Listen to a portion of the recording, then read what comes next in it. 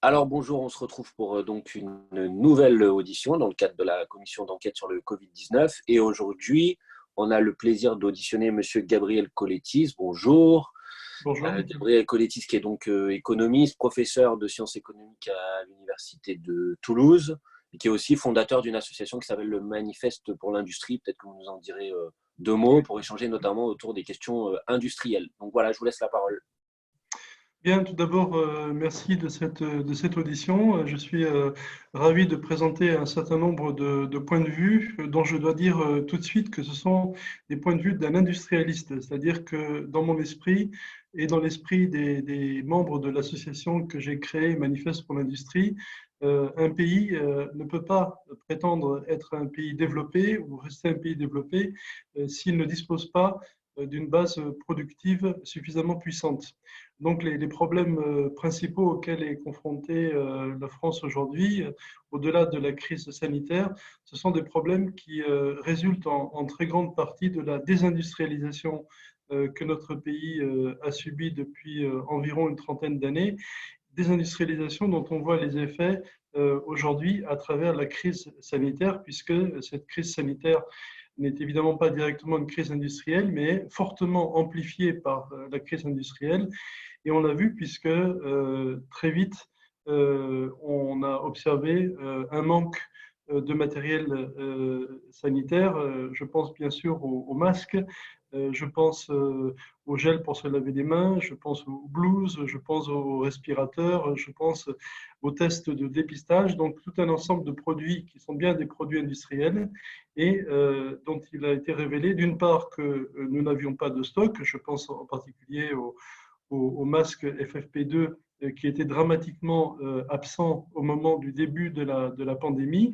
Et non seulement nous n'avions pas de stock, mais de plus, nous n'avions pas anticipé une nécessité absolue de pouvoir les produire en grande quantité en cas de pandémie. Donc c'est une double défaillance du principe de précaution, absence de stock, puisque l'État se gère lui-même comme s'il était une entreprise à flux tendu, donc considérant que les stocks sont une mobilisation et coûtent trop cher, et par ailleurs, défaillance, je le disais, du principe de précaution, puisque nous n'avons pas pensé notre industrie pour pouvoir être en mesure de réagir rapidement et produire les matériels nécessaires. Donc on voit bien que, évidemment, cette pandémie n'a pas les mêmes effets dans les pays, dans les différents pays européens. Et s'agissant des grands pays qui sont les plus touchés, le contraste entre la France et l'Allemagne s'explique en partie, je dis bien en partie seulement, par le fait que les structures industrielles ne sont pas les mêmes et que l'industrie allemande a été capable, là où l'industrie française ne l'était pas, de produire les matériels qui ont été nécessaires pour eh bien, diminuer, contenir les effets de cette pandémie.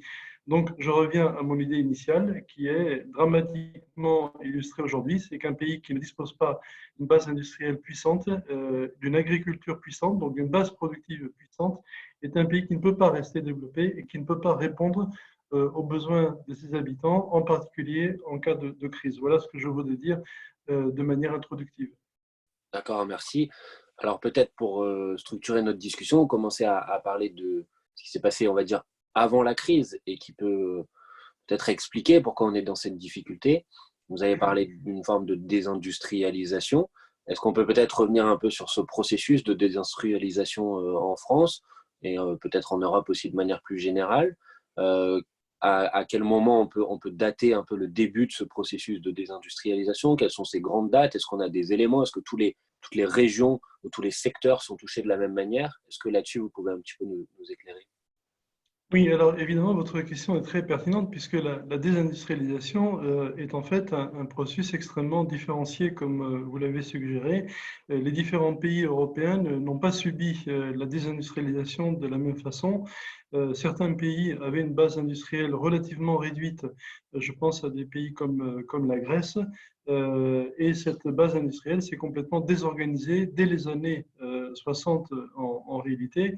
Et aujourd'hui, les principaux problèmes de la Grèce, et j'ai eu la possibilité le voir de près, en étant moi-même pendant un temps conseiller du gouvernement Syriza en 2015. Les principaux problèmes de la Grèce aujourd'hui ne sont pas des problèmes de déficit ou de dette publique, ce sont des problèmes liés à l'extrême dépendance de ce pays aux importations. Les Grecs importent la quasi-totalité des biens qu'ils consomment et nous le verrons dans l'entretien si vous le voulez bien, du moins je l'espère. La France est dans une situation qui n'est pas finalement si éloignée que cela de la situation grecque. Donc, voilà, donc d'un côté, on a des pays qui ont poursuivi leur désindustrialisation ou qui ont anémié la petite base industrielle dont ils dépendaient.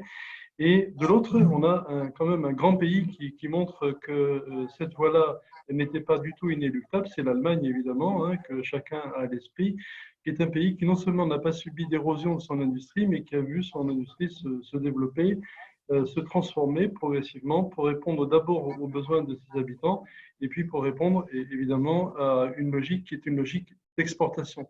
Je dis bien exportation puisque cela signifie, et je voudrais tout de suite insister là-dessus, que si l'industrie allemande est puissante, c'est qu'elle produit sur le territoire allemand.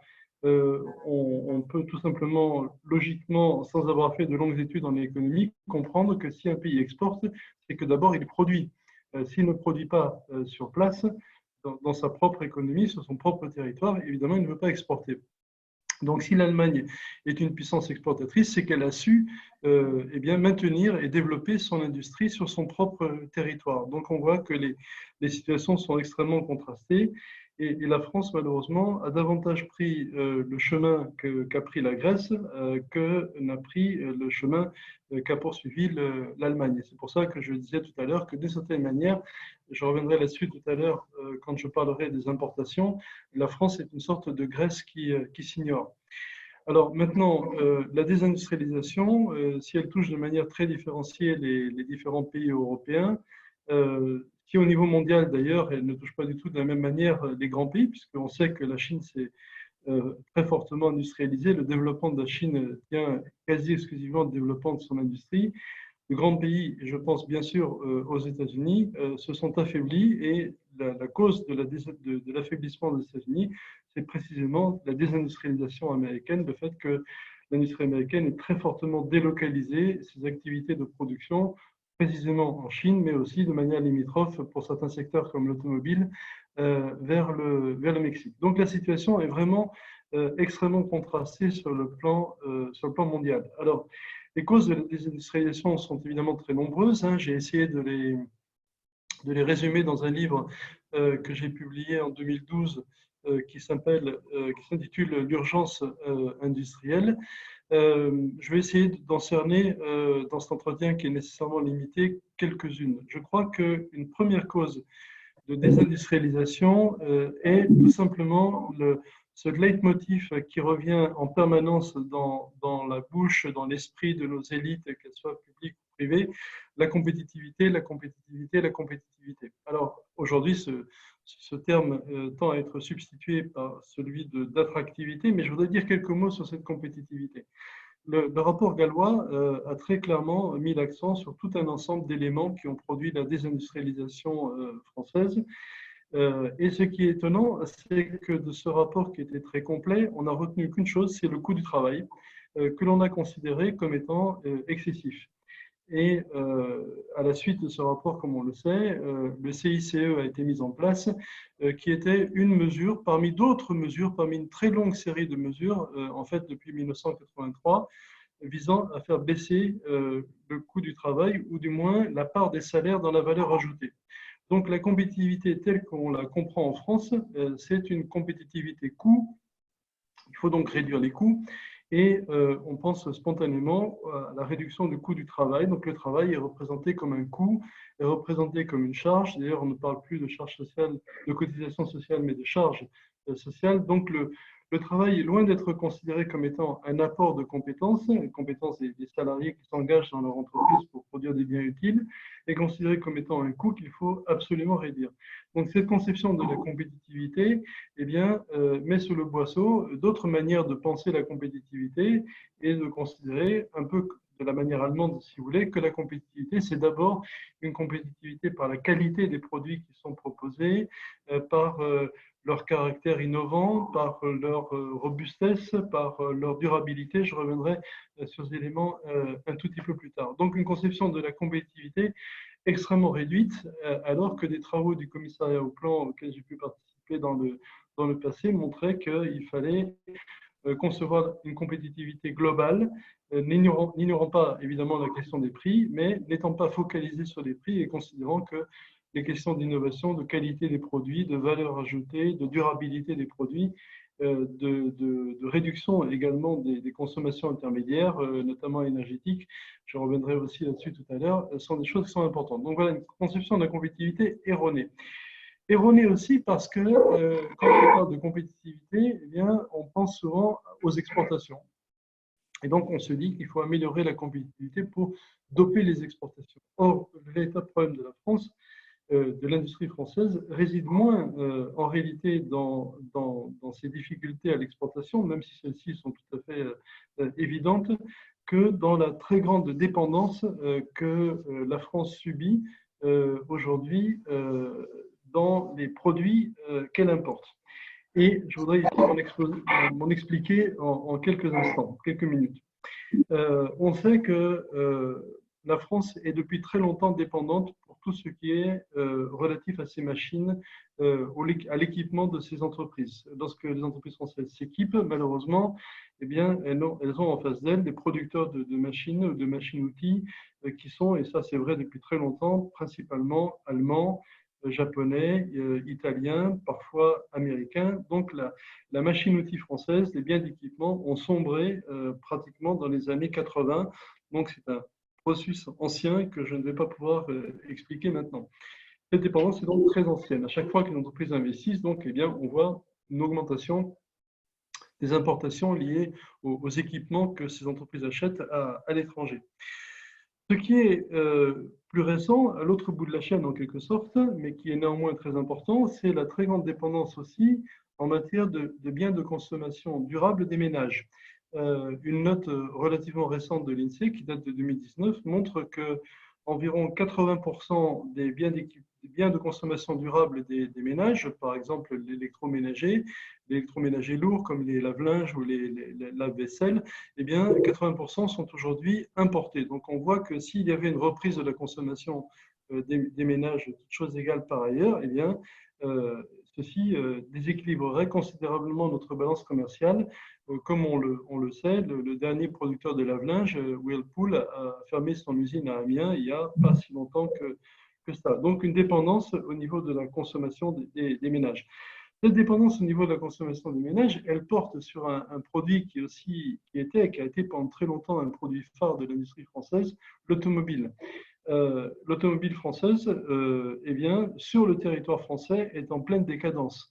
Les constructeurs automobiles français produisaient il n'y a pas si longtemps que ça, une dizaine d'années, environ 4 millions de véhicules sur le territoire français.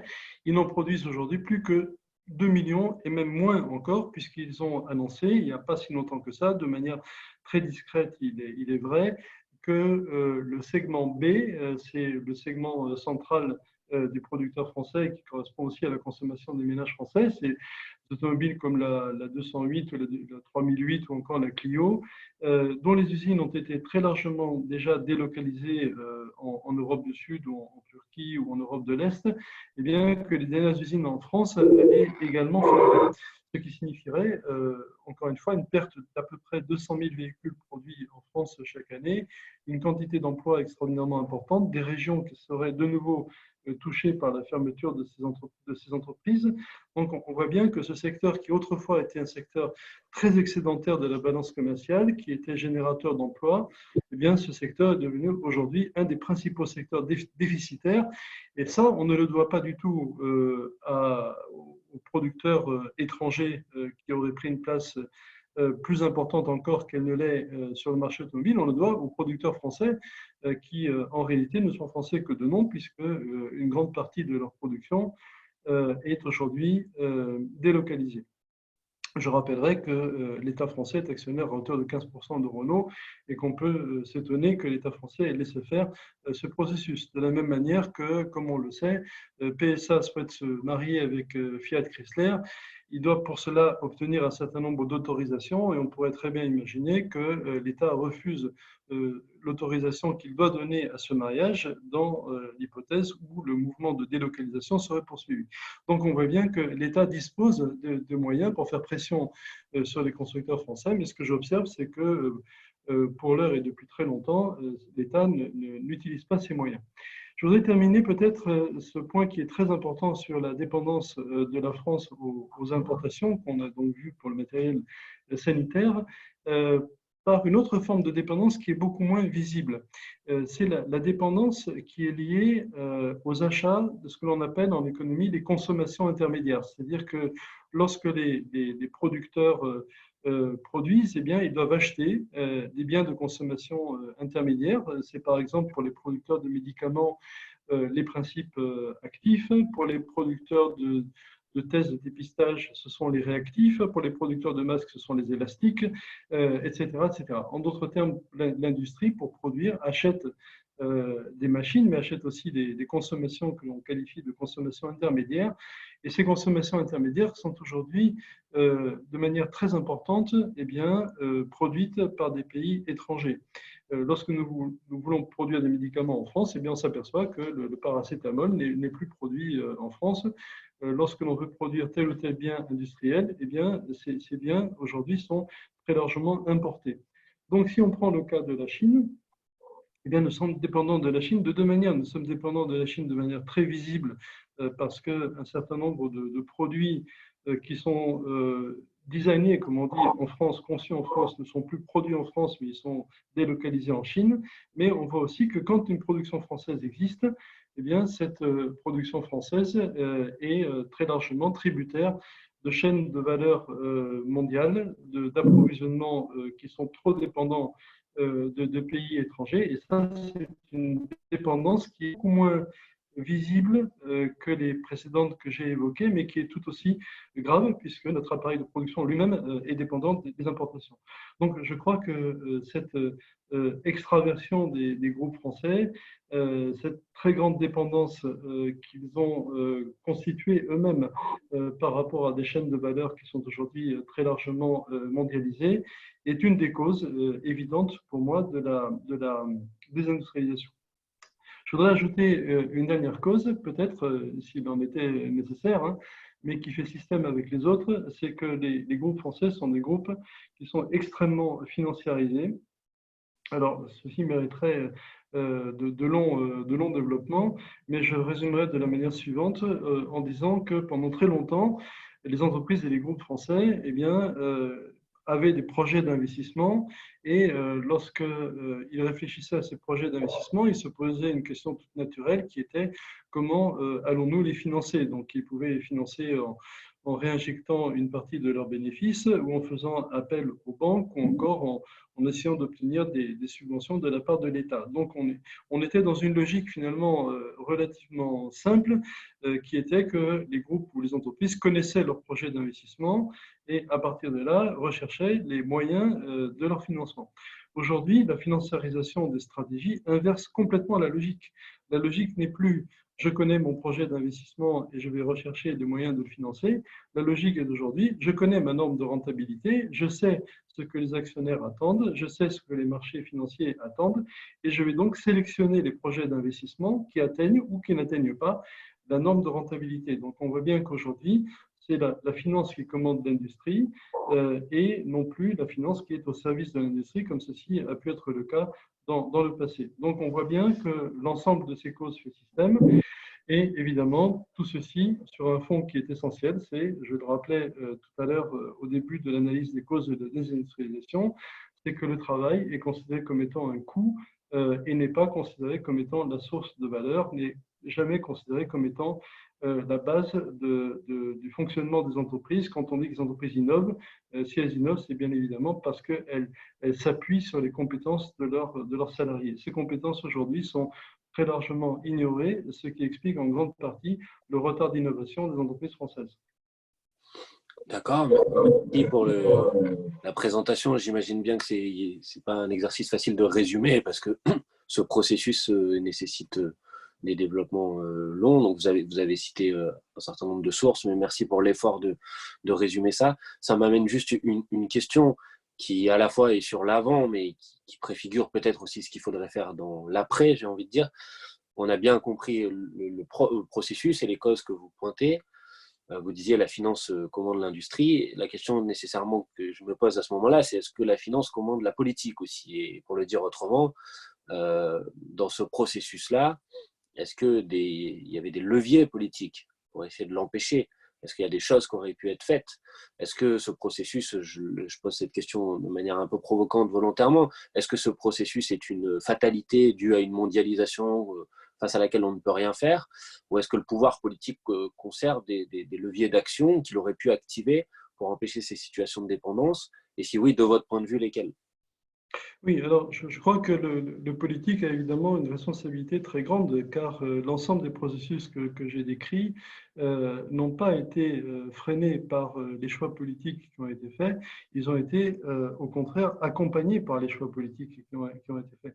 La financiarisation des stratégies est le résultat d'une dérégulation des marchés financiers galopante dès les années 80 et les grands groupes français dont j'ai parlé tout à l'heure en disant qu'ils étaient à la fois extravertis et financiarisés, ces grands groupes français ont toujours été les chouchous de la politique industrielle française. Et donc, je vais peut-être, pour rester sur les questions industrielles encore un moment, et vous dire qu'en effet, la politique industrielle française, qui dépend bien, elle, de l'État, cette politique industrielle française est bien le défaut de cette politique industrielle française, c'est que, en réalité, plutôt que de soutenir, je vais m'en expliquer, l'industrie française, elle a soutenu les grands groupes français, ce qui n'est pas du tout la même chose. Dans les années 60, soutenir les grands groupes français, voire même les promouvoir, les constituer, comme ceci a pu être fait, ce qu'on appelait autrefois les champions nationaux, faisait sens aussi longtemps que le destin de ces groupes coïncidait avec de France le destin de l'industrie française. Mais à partir du moment où ces groupes se sont détachés progressivement de l'économie française pour devenir ce qu'on appelle aujourd'hui des groupes globalisés. Continuer de soutenir ces grands groupes est une véritable hérésie. C'est un choix politique, mais c'est un choix politique qui porte des conséquences très graves.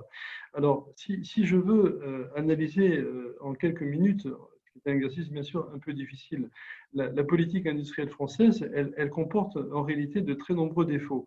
Mais je pense que le défaut originel, le défaut initial qu'il faudrait faire remonter très loin dans l'histoire, c'est une conception de l'industrie qui est une conception erronée de mon point de vue, consistant à dire, eh bien, l'industrie, c'est une somme d'entreprises industrielles.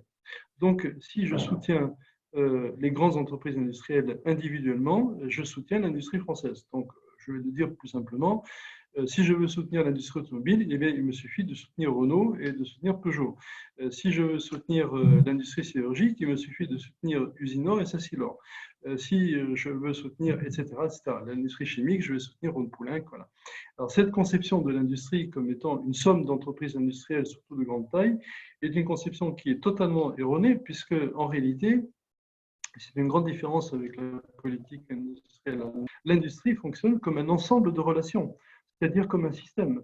Ce qui veut dire que ce qui est important est moins des entreprises individuelles que l'on sommerait, en quelque sorte, que les relations qui existent entre ces entreprises. Quelle est la qualité des relations qui existent entre une entreprise que l'on va appeler un donneur d'ordre et ses sous-traitants? Comment l'entreprise donneur d'ordre traite-t-elle ses sous-traitants? Est-ce qu'elle les a servis? Est-ce qu'elle capte les gains de productivité que ces sous-traitants peuvent réaliser? Est-ce qu'elle leur dicte leur prix? Donc, la question de la qualité des relations à l'intérieur du système industriel est très importante. Comment est-ce que les entreprises industrielles coopèrent ou ne coopèrent pas avec le dispositif de formation? Comment les universités, les écoles forment ou ne forment pas les salariés de demain et avec quelle logique?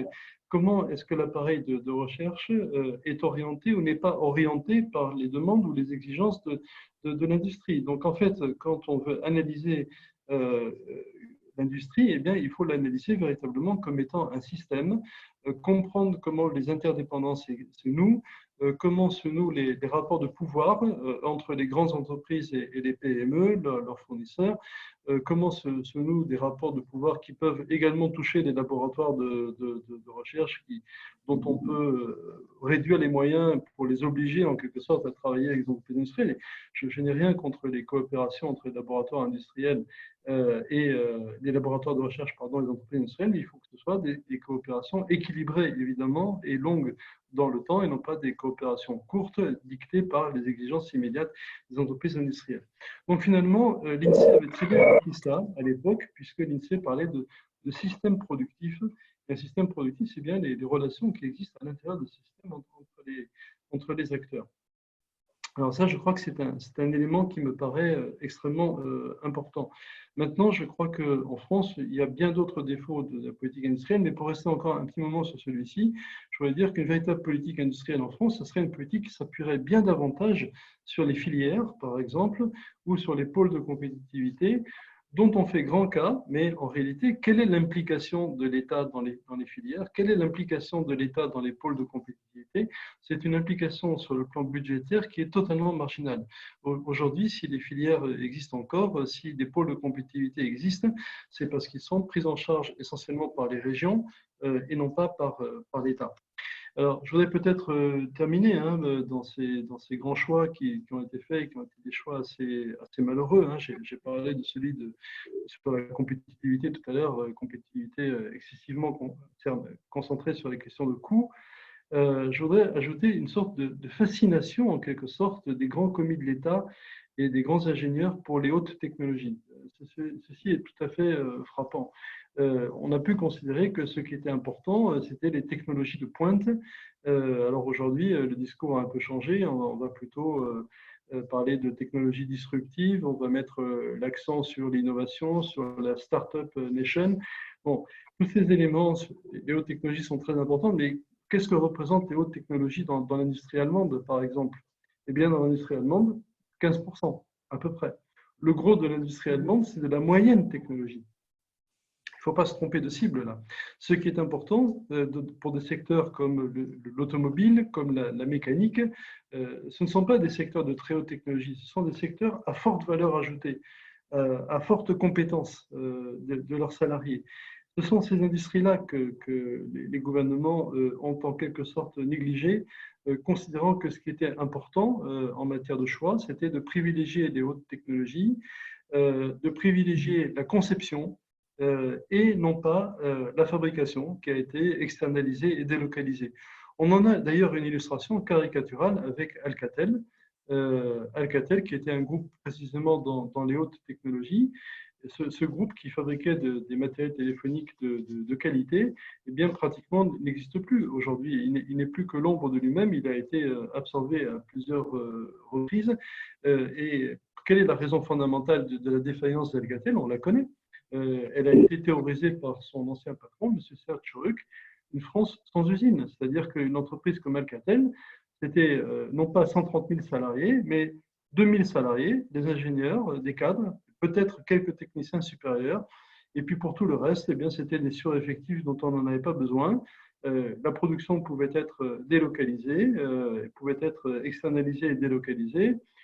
Le prototypage des petites séries n'intéressait personne. Ce qui était important, c'était la conception. Eh bien, l'industrie ne fonctionne pas comme ça. L'industrie fonctionne par une articulation entre le savoir, c'est-à-dire les activités de conception, le savoir-faire, c'est-à-dire les activités de prototypage et de petites séries, et le faire, c'est-à-dire la production. Et lorsque vous vous débarrassez du fer parce que vous considérez que le fer n'est pas noble, vous pouvez donc l'externaliser, eh bien, vous remettez en cause le fer, mais en remettant en cause le fer, vous remettez en cause le savoir-faire, et en remettant en cause le savoir-faire, vous finissez par remettre en cause le savoir, c'est-à-dire même les activités de conception. Donc on voit là que ce sont des choix de représentation. Qu'est-ce que c'est que l'industrie? Est-ce que c'est uniquement une somme de grands groupes? Est-ce que l'industrie, c'est uniquement de la conception et on délocalise et on externalise la production? Est-ce que l'industrie, ce sont les travailleurs et les compétences, ou bien c'est uniquement une frange de travailleurs restreinte aux ingénieurs qui font de la conception? Voilà, toutes ces questions, tous ces choix sont des choix qui ont été malheureusement appuyés par les politiques publiques et non pas du tout contrariés par les politiques publiques. D'accord. Alors peut-être qu'on reviendra sur, on va dire, la place du politique quand on discutera de ce qu'on peut faire maintenant pour peut-être essayer de revenir sur ces choix politiques et sur ces conceptions de l'industrie.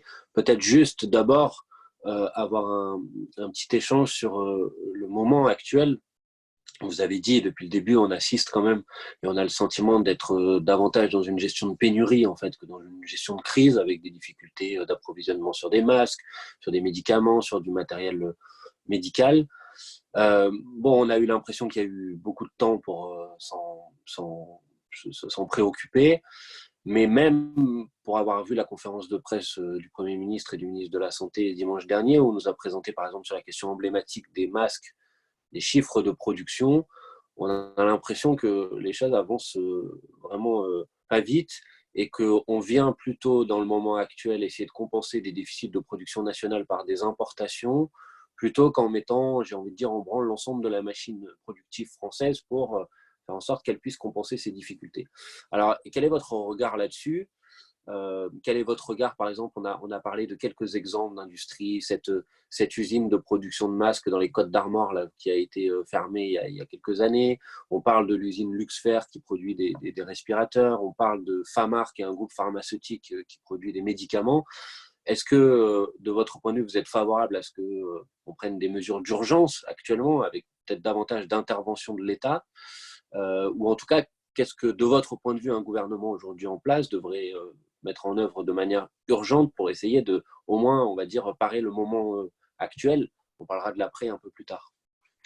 Alors, vous avez parfaitement raison. Là, dans une situation d'urgence, il faut prendre évidemment des mesures d'urgence. Mais quand vous dites mettre en branle la machine, encore faut-il que la machine existe. Si la machine n'existe plus, il est extrêmement difficile de la mettre en branle.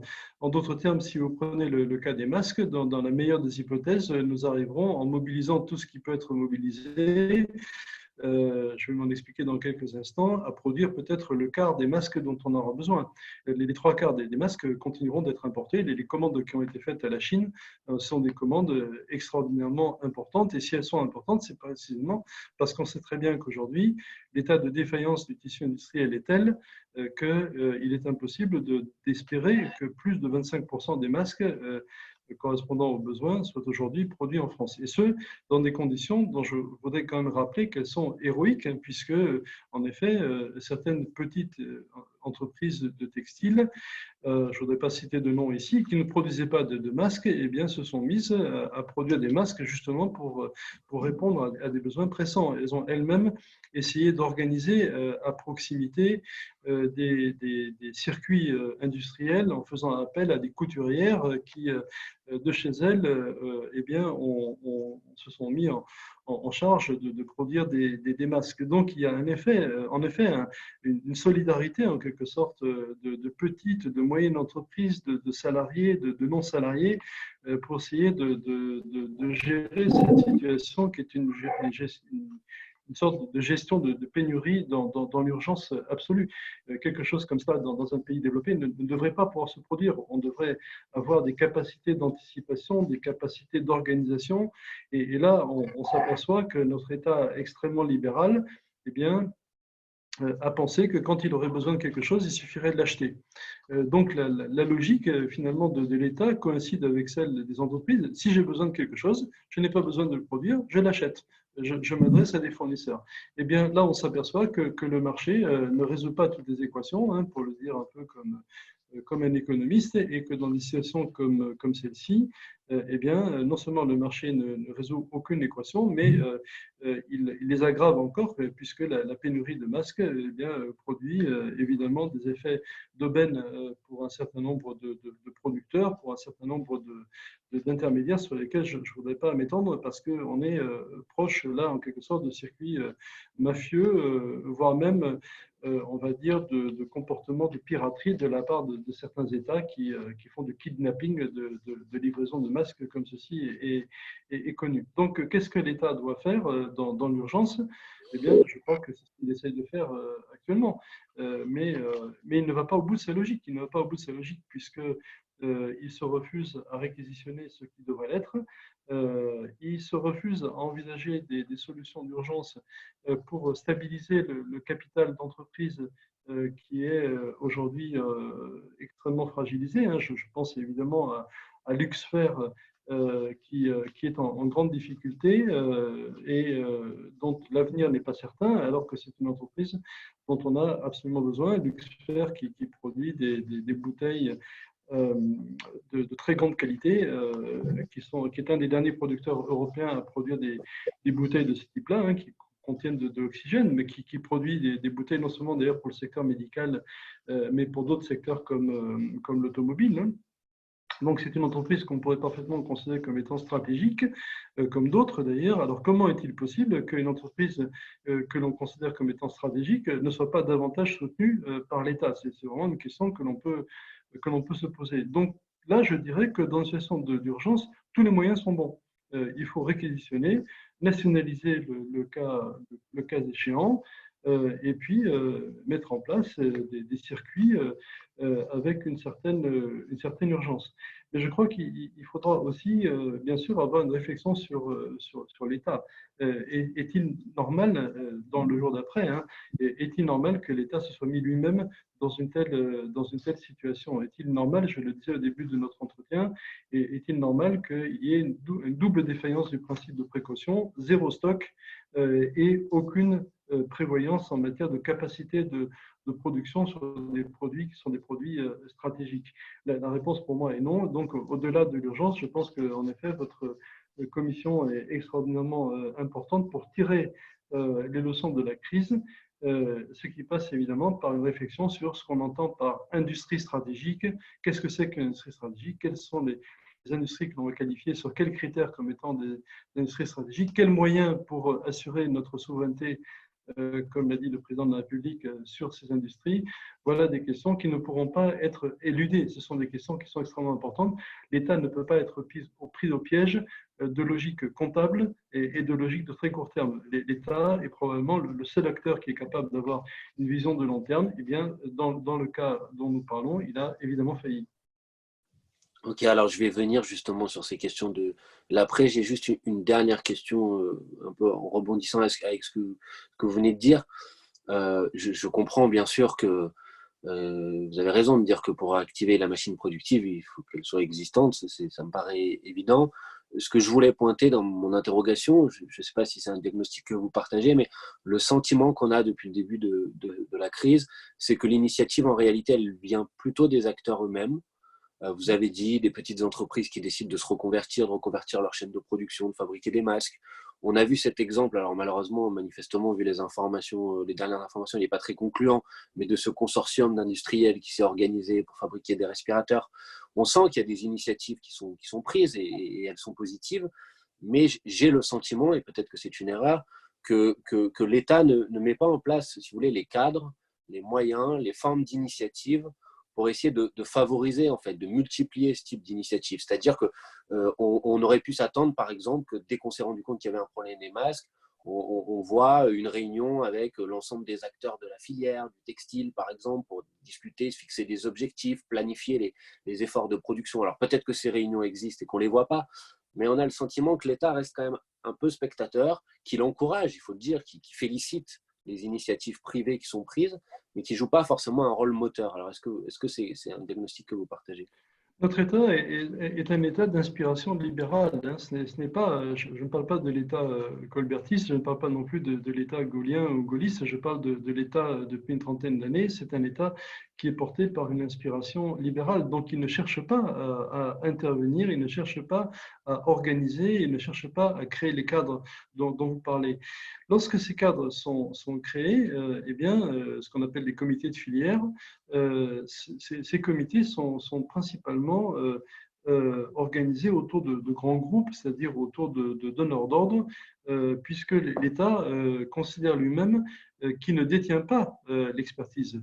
Il considère que le monopole de l'expertise légitime est détenu par les grands groupes. C'est quelque chose qui est extrêmement important. Qui détient l'expertise légitime?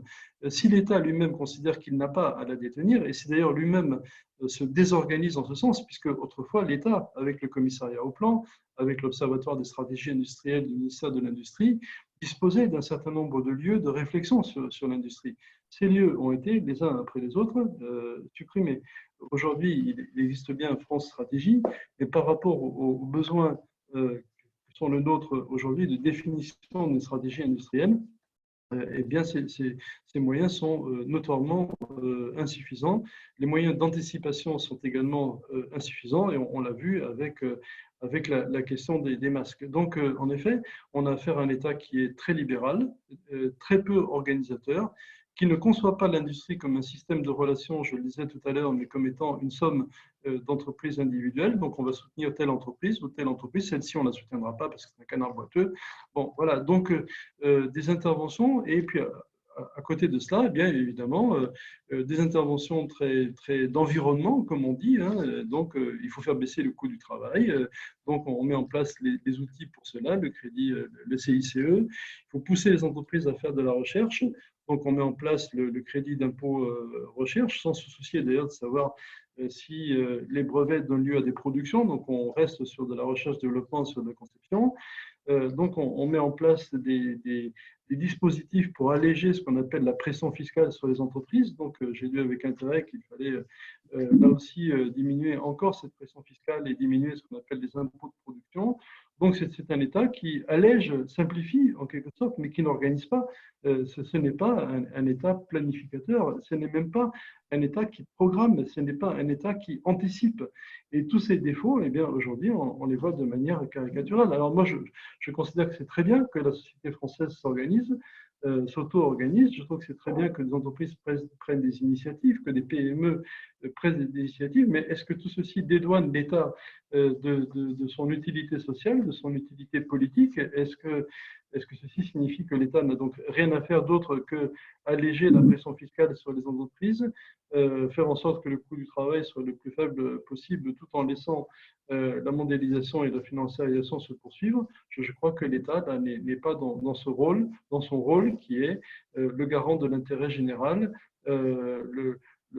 l'organisateur en quelque sorte qui prévoit sur le long terme. On ne peut pas attendre d'une entreprise qu'elle organise le long terme de l'industrie sur 25 ans. Et évidemment, ce n'est pas possible. Donc, si le commissariat général du plan a été pensé à une autre époque, il ne s'agit pas de le refaire dans les mêmes conditions évidemment aujourd'hui, mais il s'agit de penser quelle organisation on pourrait mettre en place de manière pérenne. C'est bien parce qu'il y avait un besoin de programmation, un besoin de long terme. Ce besoin de long terme, il a nullement disparu aujourd'hui. On le voit très, très clairement avec la crise actuelle. Ok, merci. C'est très clair et je pense que ça fait une bonne transition sur, j'ai envie de dire, un petit peu les enjeux du monde d'après. Vous avez dit tout à l'heure que le président de la République, dans un de ses discours, avait dit que dorénavant, il y allait avoir une tâche pour nos sociétés, qui est une tâche de reconquête, j'ai envie de dire, d'une forme de souveraineté industrielle. Je passe le débat sur la sincérité de ses propos, je pense qu'il n'est pas très intéressant. Ce qui est intéressant, c'est comment on utilise peut-être le fait que tout le monde se soit rendu compte du problème posé par notre stratégie industrielle depuis des années. Qu'est-ce qu'on fait maintenant pour faire en sorte qu'effectivement, on se réapproprie, on reconstruise un tissu industriel, notamment sur les secteurs les plus stratégiques? Alors, peut-être une première question vague, et puis après, je vous interrogerai sur des mesures législatives particulières, est-ce qu'elles vous paraîtraient intéressantes ou pas. Ma première question vague, finalement, c'est qu'est-ce qu'on fait? Comment on fait maintenant pour remplir cet objectif? D'abord, considérer que la question industrielle est une question urgente. Parce que si la désindustrialisation est un processus qui aura pris 30 ans, le développement d'une autre industrie, de ce que mon ami Jean Gadret appelle une alter-industrie, ce développement prendra beaucoup de temps. Il prendra au moins le temps d'une génération, ce qui ne veut pas dire que rien ne se passera avant 30 ans, puisque cette lente reconquête, évidemment, produira des effets de jalonnement. Nous pourrons voir si le chemin qui est pris est un bon chemin, des progrès économiques et sociaux significatifs se produire. Je vais m'en expliquer dans quelques instants. Mais il est certain que ce processus de développement d'une autre industrie prendra beaucoup de temps. Donc la question qui doit se poser, c'est quels sont les repères de cette autre industrie que nous pouvons appeler de nos voeux pour ne plus jamais revivre la situation dans laquelle nous nous trouvons aujourd'hui. Je crois que la première chose, c'est de sortir de ce mythe qui est que l'industrie ne progresse, ne se développe que par l'exportation. Je l'ai dit tout à l'heure. Je voudrais ici insister et le dire autrement. L'industrie, pour renaître sur d'autres bases, devra partir des besoins.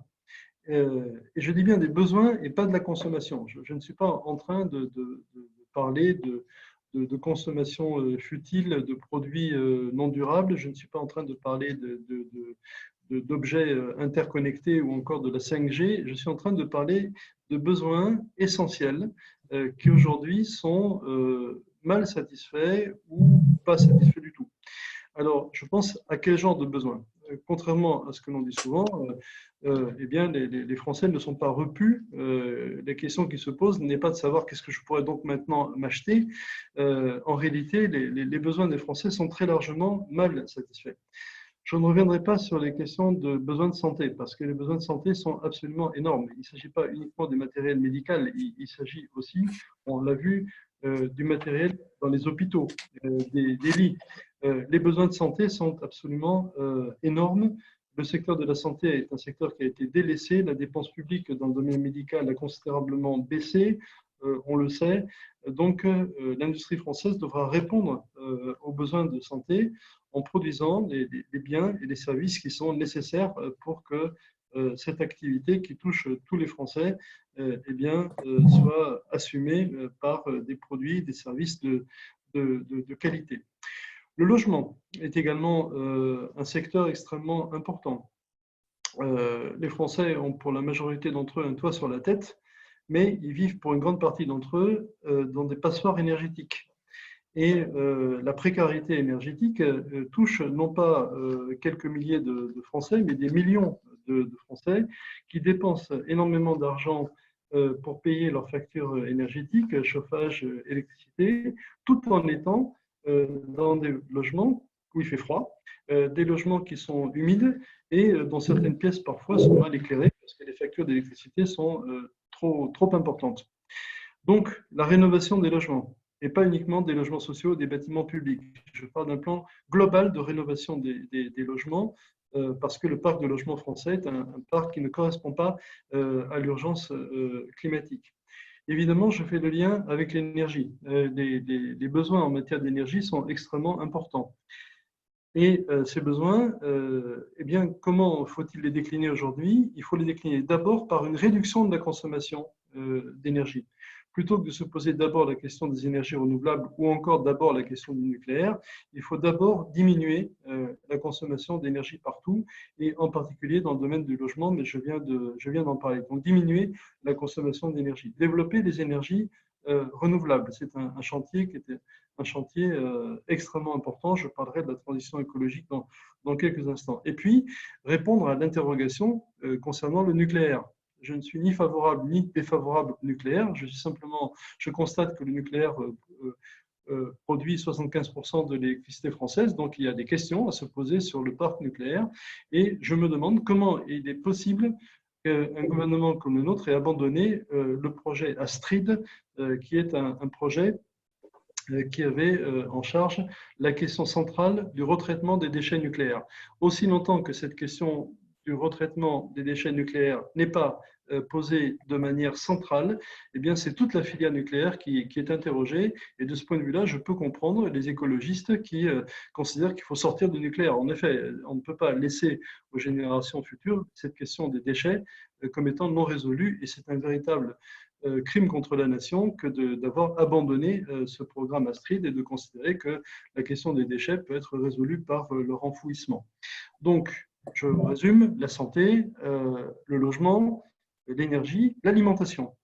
L'alimentation est aussi un secteur qui est absolument prioritaire. Il est tout à fait possible que demain ou après-demain, la prochaine crise soit une crise alimentaire, dont les origines pourraient être très, très simples. Il suffirait qu'il fasse très froid ou qu'il fasse très chaud, très sec dans plusieurs régions du monde, grosses productrices de produits alimentaires, pour qu'on ait au niveau mondial, et pourquoi pas au niveau français, une crise alimentaire. Mais indépendamment de la crise, est-ce que nous pouvons être satisfaits de la manière dont notre agriculture fonctionne? Pour moi, la réponse est globalement négative. Elle est négative pour la nature, qui est très largement comment dire, dégradée par les pesticides, les herbicides de toutes sortes qui sont employés aujourd'hui dans le cadre d'une agriculture intensive. Donc, la terre ne nous est pas reconnaissante de la manière dont on la cultive. Nos paysans sont, pour une grande partie d'entre eux, en proie à des difficultés extraordinaires, prises au piège de leur endettement et de prix qui ne sont pas rémunérateurs. Donc, ils sont contraints depuis maintenant des dizaines d'années à quémander des subventions dans le cadre de la PAC pour pouvoir tout simplement survivre. Donc, la situation n'est en rien satisfaisante pour les paysans eux-mêmes. Je préfère parler de paysans d'ailleurs, qui est un très beau mot que d'agriculteurs. Quant aux consommateurs, eh bien, les produits qui arrivent dans leur assiette sont malheureusement, pour une grande partie d'entre eux, des produits qui ne sont pas des produits biologiques ou de l'agriculture raisonnée. Ce sont parfois des produits qui viennent de très loin, puisqu'il n'est pas rare du tout qu'un produit alimentaire fasse des centaines ou des milliers de kilomètres avant d'arriver dans l'assiette de celui qui va le consommer. Donc, on voit bien que, quelle que soit la façon de considérer l'agriculture, par ses intrants, par sa production, par les conditions de travail des paysans, eh bien, l'agriculture française n'est pas du tout dans la situation mirifique que l'on décrit parfois comme étant une agriculture extrêmement puissante, exportatrice, etc. Tout à l'heure, j'ai parlé de l'automobile. Je ne vais pas revenir sur ce secteur qui est un secteur en déshérence, un secteur qui autrefois était un fleuron de notre industrie et qui aujourd'hui eh bien, produit 2 fois moins, je disais tout à l'heure. Donc, il y a une reconquête aussi à opérer dans le secteur de l'automobile. Je pourrais continuer comme ça très largement en évoquant la question du textile. Bien sûr, le textile a été abandonné, le textile et l'habillement en France ont été abandonnés et on en fait des frais aujourd'hui dans le domaine sanitaire. Et puis, bon, je ne reviendrai pas sur l'électromobilité. Donc, on voit bien hein, que l'ensemble, finalement, le point de départ, en quelque sorte, de la reconquête industrielle, c'est d'abord de penser aux besoins et de sortir de l'idée d'après laquelle nos besoins sont tout à fait bien satisfaits, il n'y a plus rien à faire, tout va bien. Je crois que les besoins sont extrêmement importants et il faut y répondre, même si au sein de ces besoins, il est clair que certains d'entre eux ont un caractère stratégique. Je pense à la santé, je pense à l'alimentation, je pense à l'énergie. Ce sont des secteurs qui sont stratégiques. Tous les secteurs ne peuvent pas être qualifiés comme étant stratégiques, mais ceux-là, évidemment, le sont. De la même manière qu'on peut considérer que la sécurisation des données, la sécurisation des moyens de paiement font également partie des secteurs stratégiques. Alors, pour ce faire, eh bien, évidemment, il va falloir réfléchir aux moyens de relocaliser la production. Cette relocalisation, pour faire bref, ne peut pas se faire à l'identique. On ne va pas relocaliser des choses qui sont mal faites, d'ailleurs, à l'étranger. Il ne s'agit pas de faire du low cost en France. On ne va pas substituer à des produits chinois de mauvaise qualité des produits français de mauvaise qualité. Et là, nous avons une opportunité, qui est une opportunité extraordinaire et non pas une contrainte. Cette opportunité, c'est l'opportunité écologique. Ce que je veux dire par là, c'est que l'industrie française de demain sera écologique ou tout simplement, elle ne sera pas. Soit l'industrie française prend ce tournant, opère cette mutation et à ce moment-là, la reconquête est possible. Les relocalisations, non pas à l'identique, mais justement des relocalisations très différentes sont possibles, soit ça ne se fait pas et à ce moment-là, il n'y aura aucune reconquête. Alors, je vais expliquer en quelques instants, bien sûr. Bien sûr, une industrie écologique, c'est une industrie qui est écologique par ses process, c'est-à-dire qu'il faut cesser de considérer la nature comme étant un stock de ressources dans lequel on peut puiser allègrement. On le sait depuis le rapport Meadows de 1972, la nature n'est pas un stock de ressources dans lequel on peut puiser allègrement. La nature n'est pas non plus quelque chose qu'on peut polluer allègrement. Donc, il y a un certain nombre d'indicateurs aujourd'hui. Combien de planètes consommons-nous et on voit bien hein, que on les consomme en quantité nombreuse et de plus en plus rapidement. Donc, la question des process industriels, comment produit-on? Est-ce qu'on continue de produire en prélevant sur la nature et en la polluant, ou bien est-ce qu'on pense à une industrie qui est beaucoup plus économe dans ses prélèvements, qui ne produit pas d'externalités négatives comme la pollution? Mais il faut aussi penser les produits eux-mêmes et pas simplement les process. Et penser les produits eux-mêmes, ce n'est pas culpabiliser le consommateur, comme on le fait très souvent. Le consommateur, il utilise les produits de la manière dont les produits ont été conçus. C'est-à-dire que s'ils ont été mal conçus, eh bien, le consommateur eh bien, les utilisera mal. Ce qui veut dire que si on introduit de l'obsolescence programmée dans un certain nombre de matériels électriques ou électroniques, il est clair que le consommateur n'aura d'autre solution que de jeter ces matériels puisqu'ils sont prévus précisément pour ne pas durer. Donc, il faut penser une industrie capable de produire des biens durables. Alors, qu'est-ce que veut dire des biens durables? Des biens durables, ça peut vouloir dire plusieurs choses. Ça peut vouloir dire déjà des biens recyclables. Donc, de ce point de vue-là, des progrès ont été faits pour assurer la recyclabilité. Mais je dirais que la recyclabilité, dont la meilleure des formules est ce qu'on appelle l'économie circulaire, hein, le zéro déchet, la recyclabilité est quand même une façon de concevoir l'industrie qui est très coûteuse parce que recycler une bouteille, ça coûte extrêmement cher. En fait, ça coûte pratiquement aussi cher en énergie que de produire une bouteille neuve. Donc la recyclabilité, c'est bien, mais ce n'est pas la panacée, surtout du point de vue énergétique. Donc de ce point de vue-là, le réemploi, plutôt que la recyclabilité, est une opération qui est beaucoup plus judicieuse. Donc, plutôt que de recycler une bouteille, réutiliser une bouteille à un coût énergétique qui est beaucoup plus faible. Il faut évidemment la laver, mais c'est beaucoup plus facile de laver une bouteille que de fondre du verre et de refaire avec ce verre une nouvelle bouteille. Donc, je résume, le recyclage, c'est bien, le réemploi, c'est mieux. Mais il y a encore mieux que le recyclage, que le réemploi, c'est pour un certain nombre de produits, leur réparabilité. Donc là, évidemment, je suis aux antipodes de l'obsolescence programmée, hein, qui est courte, la durée de vie des produits. Assurer la durabilité, ce n'est pas uniquement se préoccuper de la disponibilité des pièces de rechange. Hein, quand on dit, voilà, les constructeurs automobiles sont tenus d'assurer les pièces de rechange pendant 10 ans des véhicules qu'ils ont lancés, ou pendant 15 ans, c'est très bien, évidemment, mais ça ne suffit pas. Pourquoi ça ne suffit pas?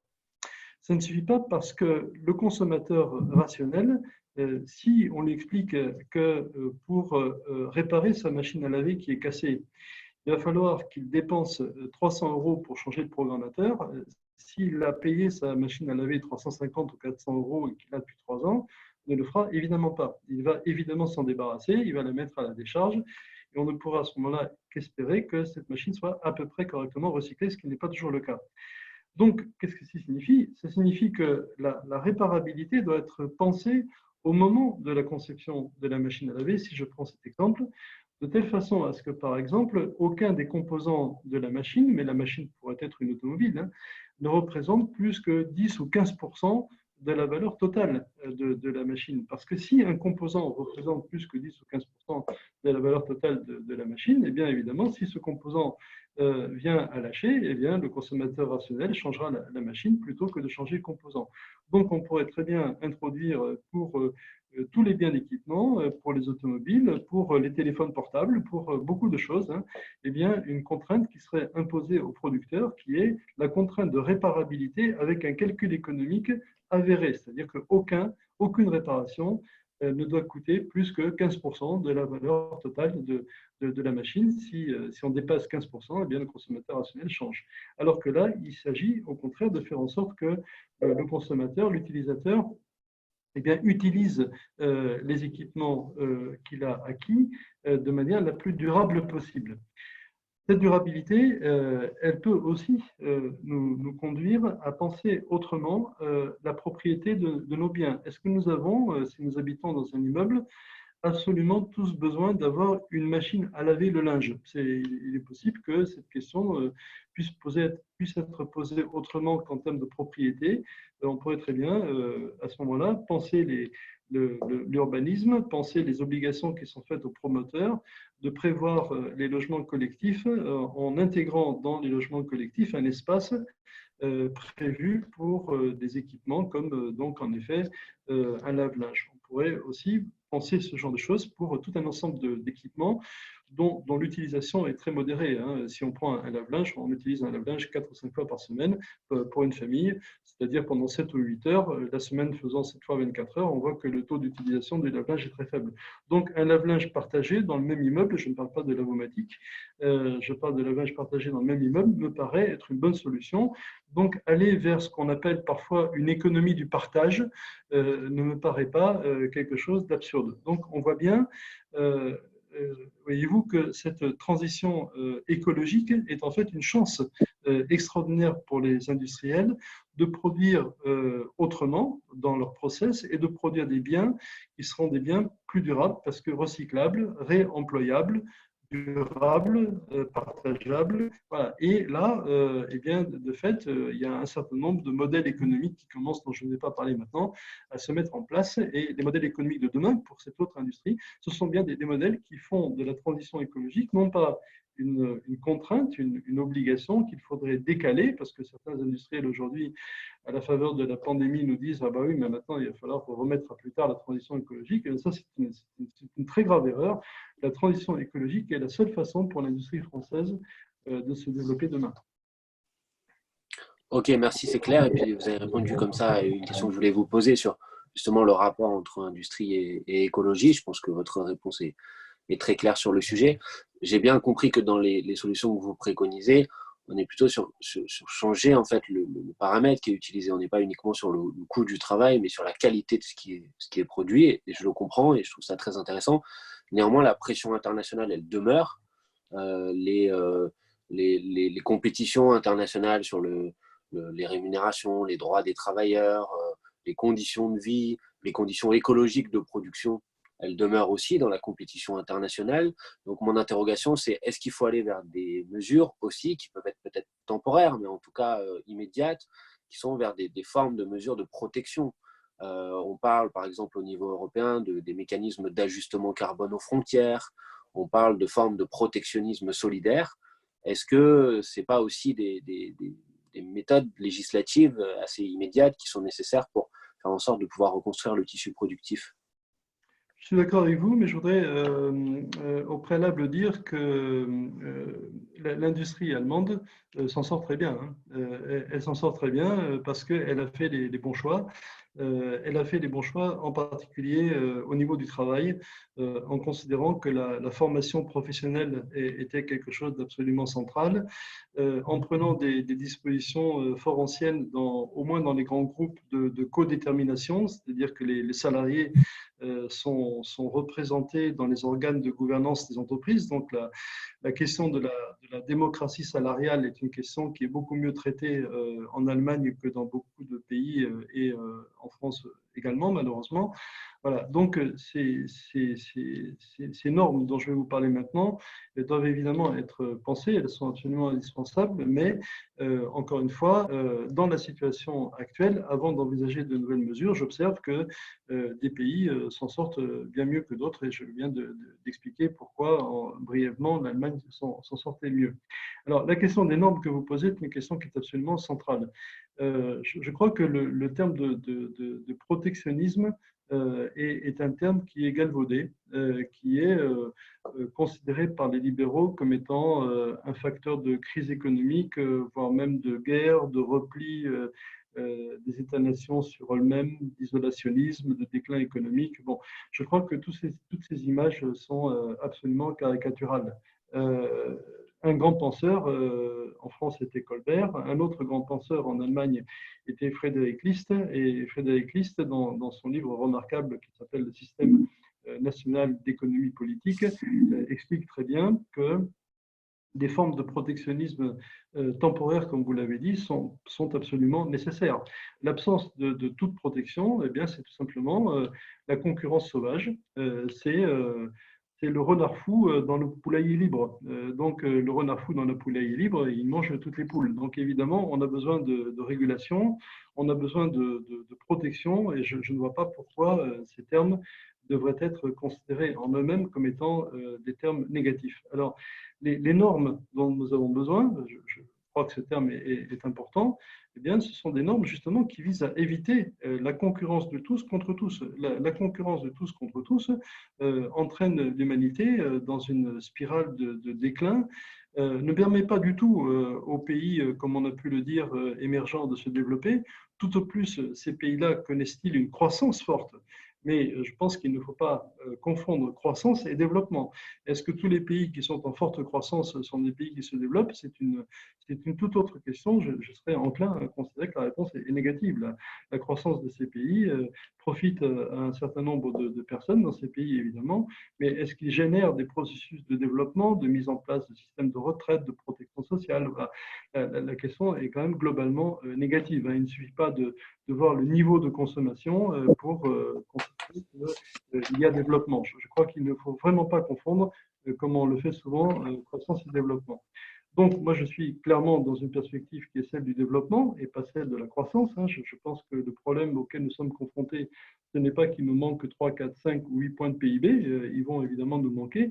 Le problème ou l'enjeu principal, c'est d'élaborer un nouveau modèle de développement. C'est-à-dire que s'il s'agit de reprendre comme avant avec 5 points de PIB pour rattraper les 5 points de PIB qu'on aura perdus, eh bien, on aura raté une occasion historique de penser à un nouveau modèle de développement. Alors, ce nouveau modèle de développement, évidemment, il doit s'accompagner de la définition de normes. Alors, les normes, elles doivent être bien sûr des normes écologiques, c'est-à-dire qu'il n'est pas possible de laisser entrer des produits qui sont des produits qui ont été réalisés, qui ont été fabriqués dans des conditions qui sont défavorables à la nature dans les pays dans lesquels ils ont été réalisés, souvent réalisés dans des conditions de travail qui sont déplorables pour les salariés qui les ont produits, les ouvriers et les ouvrières, et qui arrivent en ayant produit un bilan carbone, une empreinte carbone absolument catastrophique, parce qu'ils auront, ils auront transité par 50 points du globe avant d'arriver dans les mains ou dans la bouche de leurs consommateurs. Donc,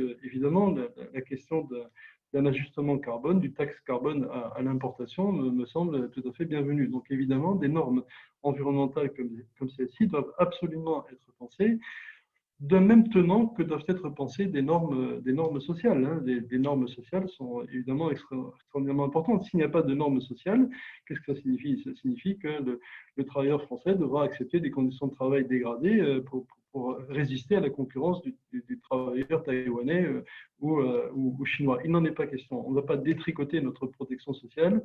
Ce n'est pas la bonne voie.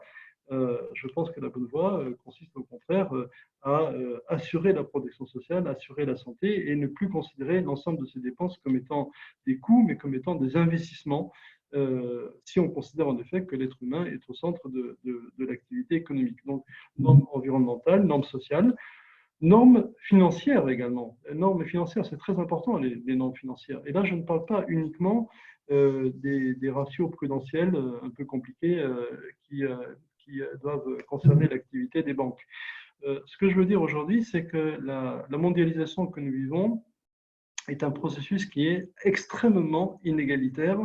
Ce n'est pas un processus heureux avec une fâcheuse conséquence latérale dont il faudrait se préoccuper, c'est-à-dire quelques montées d'inégalités. C'est un processus qui est intrinsèquement inégalitaire. Et si le processus de mondialisation est intrinsèquement inégalitaire, donc il faut le combattre, c'est tout simplement parce que dans ce processus, eh bien, on a affaire à ce que les économistes appellent des facteurs de production, c'est-à-dire du capital et du travail, qui ne circulent pas du tout avec la même vitesse. Le capital financier, aujourd'hui, il circule à la vitesse de la lumière. Il est extraordinairement volatile. Il n'est pas simplement mobile, il est volatile à l'image d'un gaz. Si on prend les capitaux productifs, c'est-à-dire les investissements physiques que les entreprises font dans le monde, construire une usine par exemple, eh bien, ces investissements productifs sont évidemment beaucoup plus lents. Vous n'allez pas construire une usine en quelques fractions de secondes. Donc, on voit bien déjà la différence de vitesse de mobilité entre les capitaux financiers et les capitaux productifs. Et puis, s'agissant du travail, eh bien, autrefois, les travailleurs qui bougeaient beaucoup, c'était des travailleurs immigrés. C'était les gens qu'on allait chercher pour les faire travailler dans nos usines. Aujourd'hui, la mobilité des travailleurs dont on ne reconnaît pas les compétences ou qui ne sont pas qualifiés, en tout cas pas qualifiés pour faire les tâches d'aujourd'hui, cette mobilité-là, elle est extrêmement précaire, elle est précarisée. On a plutôt tendance à dire à ces gens, mais restez chez vous, on va déplacer nos usines, mais surtout ne venez pas chez nous. Hein, voilà. Donc on freine cette mobilité. Mais par contre, la mobilité des travailleurs dont les compétences sont reconnues, je ne parlerai certainement pas des traders, parce que je ne vois pas bien quelles sont les compétences des traders et leur rapport à l'économie réelle. Eh bien, cette mobilité est plus forte aujourd'hui. Aujourd'hui, les ingénieurs, les techniciens, les cadres, les professions supérieures bougent davantage qu'elles ne bougeaient dans les années 50, 60. On le voit bien dans un pays comme la Grèce. Un pays comme la Grèce qui est confronté à une crise énorme ne voit pas les travailleurs non qualifiés partir. Ce sont les plus qualifiés et les plus jeunes qui partent. Ce sont pas, voilà. Donc, on voit bien que dans le monde du travail, les mobilités ont beaucoup changé. Ce ne sont plus les mobilités des années 50. Donc, si je fais un tableau d'ensemble, hein, si je produis un tableau d'ensemble, on voit bien que le capital financier, le capital productif, les travailleurs qui ne sont pas qualifiés ou dont on ne reconnaît pas les compétences, ou au contraire, les travailleurs qui sont qualifiés, tout cela eh bien, ne bouge pas du tout à la même vitesse. Et ce qui est absolument terrible avec la mondialisation, c'est que plus un facteur est mobile, et mieux il est rémunéré. Ce qui veut dire que le capital financier eh bien, est rémunéré bien avant les autres. D'ailleurs, il détermine lui-même sa propre rémunération. C'est lui qui détermine qu'il prélève 15, 17, 18, 20%. Depuis 2008, la rémunération des capitaux financiers n'a en rien baissé. Donc, il se rémunère en premier. Puis viennent ceux qui sont mobiles. Donc, qui est mobile? Les capitaux productifs sont mobiles, les entreprises investissent à l'étranger, elles en attendent un certain rendement. Les travailleurs dont on recherche les compétences un peu partout, ceux qui obtiennent la green card aux États-Unis, eh bien ceux-là, ils arrivent à tirer leur épingle du jeu. Et puis finalement, qui paye la facture de la mondialisation? Eh bien, la facture de la mondialisation, ben, c'est l'immense majorité des gens dont on ne reconnaît pas les compétences. Moi, je ne dis nullement qu'ils n'ont pas de compétences, mais dont on ne reconnaît pas les compétences, des gens qui ne sont pas aussi mobiles que les autres, qui ne cherchent pas, qui ne veulent pas nécessairement être aussi mobiles que les autres. Donc, aussi longtemps que l'on sera dans une mondialisation avec des vitesses de mobilité qui seront à ce point différentes et des revenus qui seront calés sur ces vitesses de mobilité, eh bien, la mondialisation ne pourra produire que des inégalités. Donc, évidemment, quelle est la conséquence de tout ça? La conséquence de tout ça, c'est qu'il faut bien sûr taxer les vitesses de mobilité. Et donc, ça signifie que la taxe Tobin, par exemple, sur les transactions financières, doit absolument être instaurée d'urgence. Hein, c'est quelque chose de très important. Pas du tout pour enflouer les caisses des États, mais tout simplement parce que c'est le seul moyen de faire en sorte que les capitaux financiers ne soient pas volatiles, mais soient liquides. On a besoin d'une finance pour financer les investissements, mais on a besoin d'une finance liquide. On a besoin d'une finance d'investissement. On n'a pas besoin d'une finance de placement. Ce n'est pas la même chose. Une finance de placement, une finance d'investissement. Et qu'est-ce qu'on doit faire du côté du travail? Eh bien, du côté du travail, il y a un effort gigantesque de formation à faire et les travailleurs qui sont bien formés, qui sont qualifiés, ils sont mobiles. Mais pas la mobilité spatiale. Je ne suis pas en train de vous dire que ces travailleurs-là devraient se transformer en zébulons qui sautent d'un endroit à un autre. Je parle de mobilité professionnelle, c'est-à-dire la capacité que des salariés qui ont une bonne formation peuvent avoir de passer d'un projet à un autre, d'un problème productif à un autre problème, de résoudre les difficultés auxquelles ils sont confrontés parce que, eh bien, ils ont acquis les méthodes, les savoirs, les compétences qui leur sont nécessaires pour identifier un problème inédit et pour trouver une solution. On voit bien que sur les deux bouts de la chaîne, en quelque sorte, il faut d'un côté taxer les transactions financières pour freiner l'hypermobilité de ces transactions et de l'autre côté, favoriser la mobilité du travail, mais non pas de la mobilité par défaut qui est une mobilité spatiale, mais une mobilité professionnelle avec une véritable sécurité professionnelle comme certaines forces politiques et syndicales en France cherchent à la promouvoir. Ok, alors j'aurais plein de questions à vous poser, mais je pense qu'il faut qu'on rationalise un peu, sinon je vais vous prendre beaucoup de temps. Je vous propose de vous en poser encore deux.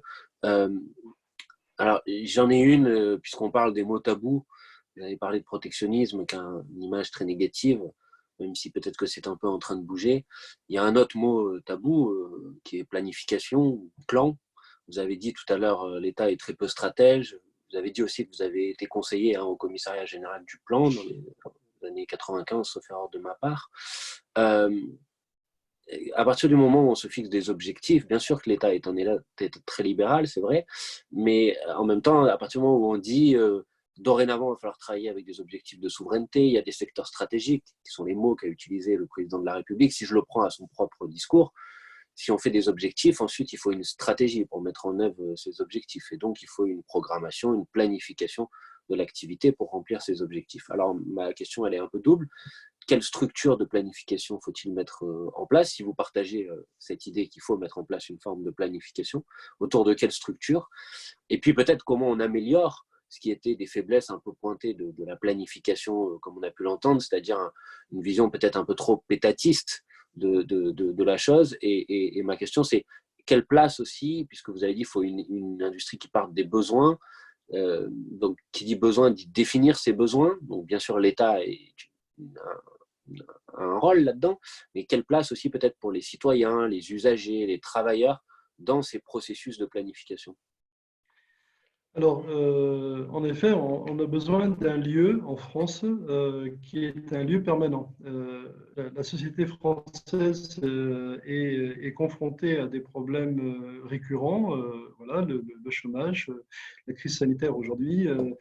Les Gilets jaunes ont posé tout un ensemble de questions qui restent aujourd'hui sans réponse. La transition écologique est une question qui est extrêmement importante. Il faut donc des lieux. On ne peut pas, à chaque fois qu'il y a une crise, prétendre sortir de la crise avec un grand débat. Je crois que ce procédé-là n'est pas le bon. Je crois qu'il faut prendre le temps du débat et pour cela, en effet, disposer de lieux de débat permanents. Alors, je ne sais pas comment il faudrait appeler une telle structure. Autrefois, elle s'appelait commissariat au plan, mais on pourrait l'appeler autrement, on pourrait l'appeler commissariat à la prospective ou à l'anticipation, je ne sais pas. Je crois que le mot a évidemment son importance, mais je pense que la mission est plus importante. Alors, pour moi, la mission, elle est double. L'État a évidemment absolument besoin de disposer d'un lieu comme celui-là, parce que si l'État doit être le garant du long terme et que lui-même ne dispose pas dans ses propres structures d'une structure qui lui permet de penser le long terme, donc évidemment, on ne voit pas par quel miracle cette pensée de long terme, qui ne sera certainement pas produite à Bercy, eh bien, il faudrait vraiment une révolution copernicienne. On ne voit pas comment cette pensée pourrait émerger d'elle-même. Donc, il faut que l'État dispose d'un lieu comme celui-là, c'est certain. Mais ce lieu, de mon point de vue, ne doit pas être posé à l'extérieur ou en surplomb, en quelque sorte, de la société française. L'État peut être considéré comme étant, en quelque sorte, le lieu d'expression des contradictions qui traversent la société française. Donc, si ce lieu n'existe pas, eh bien, ces contradictions, elles vont s'exprimer dans la rue. Je n'ai absolument rien contre la rue, mais je pense qu'il faut des lieux plus tranquilles, des lieux plus sereins pour pouvoir débattre des grandes interrogations auxquelles la société française doit faire face. L'intérêt d'une structure comme celle-là, celle que je propose donc en effet de constituer, serait qu'elle pourrait être un lieu accueillant, comme le commissariat au plan le faisait, les forces vives de la nation lorsque la nation est confrontée à un problème. Donc, si le commissariat au plan avait existé il y a 2 ans, la question du débat sur les retraites aurait été posée dans des termes extrêmement différents.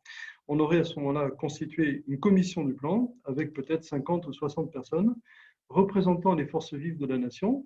Les forces vives de la nation, c'est bien sûr l'État et ses différentes administrations en font partie, mais il n'est pas le seul. Les organisations patronales en font partie, évidemment. Les organisations syndicales en font partie. Les associations, et Dieu sait qu'en France, il y en a, et c'est très bien, en font partie. Donc, on aurait constitué à ce moment-là une commission qui aurait pu travailler comme les commissions du plan travaillaient à l'époque, pendant 1 an, 2 ans, aussi longtemps que cela est nécessaire pour créer une représentation partagée, un diagnostic si vous préférez, partagé de la question, et trouver des solutions les plus consensuelles possibles. Et moi, je crois que ceci est possible. C'est quelque chose que j'ai vécu quand j'étais moi-même au commissariat au plan. En effet, entre le milieu des années 90 et le début des années 2000, ceci est possible. Et donc, cette même institution je dis bien cette même institution et non pas deux institutions séparées, et cette même institution peut à la fois être une institution qui est une institution d'État qui répond aux besoins en quelque sorte de l'État d'avoir un lieu vigie pour anticiper l'avenir, et en même temps, la même institution eh bien, peut s'organiser et être le lieu d'expression des contradictions qui traversent la société civile, constituer pour ce faire des commissions qui vont travailler aussi longtemps que c'est nécessaire pour produire des solutions, un diagnostic et des solutions partagées. Une des grandes forces du commissariat au plan à l'époque, que je voudrais rappeler, c'était sa capacité d'autosaisine.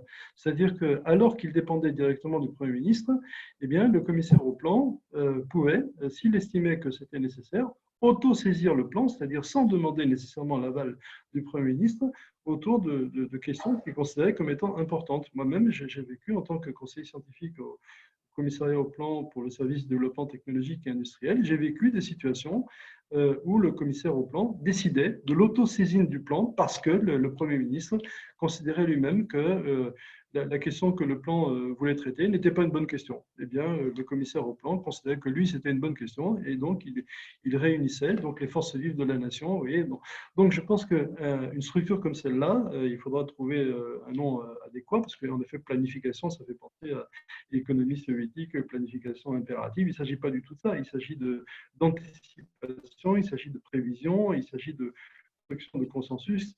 Il s'agit simplement de préparer l'avenir, c'est-à-dire de faire de la prospective active. Voilà, donc je crois que ce lieu manque cruellement et il faut de toute urgence que le jour d'après, ce lieu soit bien sûr constitué. D'accord, merci beaucoup. Bon, il y aurait plein de questions qu'on pourrait encore évoquer, mais je pense on a fait un bon tour. Ma dernière interrogation, elle est aussi sur, j'ai envie de dire, les conséquences sociales de la crise sanitaire. Ça, on n'en a pas parlé. Or, quand on parle d'industrie, nécessairement, il y a des emplois. On commence à sentir que, et notamment les études qui ont été faites, il y a une étude qui a été faite par l'Organisation internationale du travail qui dit que le nombre d'emplois qui pourraient être supprimés du fait de la crise est extrêmement important. Je sais que vous êtes toulousain comme moi et que, par exemple, j'ai lu récemment un article qui demandait si Toulouse n'allait pas être le futur Détroit, avec notamment les difficultés liées à l'industrie aéronautique. Bref, on sent bien que la crise, elle peut avoir un impact malheureusement positif, on en a parlé, en se disant peut-être que ça peut permettre d'alerter sur des difficultés ou des choses qu'on a mal faites et les faire mieux à l'avenir. Mais on sent bien qu'elle peut aussi avoir un impact extrêmement négatif sur des situations sociales, sur des entreprises qui organisent des plans de licenciement. J'ai entendu Daher, qui est un sous-traitant de l'industrie aéronautique, qui commence à licencier des salariés. Bien évidemment, il ne peut pas être pour nous question que ce soit les salariés qui payent le prix de la crise, mais déjà, est-ce que c'est un risque, effectivement? Et si oui, est-ce que là aussi, il y a des choses à mettre en place au niveau de l'État, des pouvoirs publics, des mesures à prendre pour faire en sorte qu'on protège les salariés? Oui, alors en effet, les pouvoirs publics prennent un certain nombre, ont déjà pris un certain nombre de dispositions, comme vous le savez, concernant le chômage partiel. Il y a des dispositions qui sont beaucoup plus contestables que prennent certaines entreprises qui consistent à obliger leurs salariés à prendre des congés payés. Ça, c'est beaucoup plus contestable, évidemment, parce qu'on peut imaginer que ces périodes de confinement sont des périodes dont on ne sort pas indemne, et ce n'est pas en supprimant les congés payés ou en obligeant les salariés à avoir pris ces congés payés pendant la période de confinement que l'on va eh bien, sortir des gens qui sont dans ces situations parfois dans des conditions dramatiques de logement, d'exiguïté. Bon, ce n'est pas la bonne voie. Ce que je voudrais dire, c'est que finalement, là, nous sommes vraiment à la croisée des chemins. C'est très clair. Ça veut dire qu'il y a en fait deux scénarios possibles. Le premier scénario, c'est le scénario sombre. C'est le scénario d'un ajustement par le bas. C'est ce qui s'est passé en Grèce en 2015. En 2015, la Grèce qui se débattait avec des difficultés extraordinaires, qu'est-ce qu'on lui a proposé? Enfin, proposé, plutôt imposé. On lui a dit, on lui a imposé une politique de super austérité. Les Grecs avaient une balance commerciale qui était extrêmement déficitaire, je l'ai dit tout à l'heure, la Grèce et les Grecs importent pratiquement tout ce qu'ils consomment.